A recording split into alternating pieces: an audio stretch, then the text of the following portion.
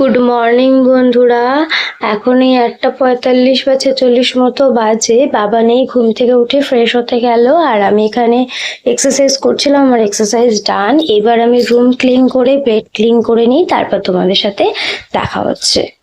তো দেখো আমাদের রুমও ক্লিন হয়ে গেছে আর বেডটাও আমি ভালোভাবে ক্লিন করে গুছিয়ে নিয়েছি।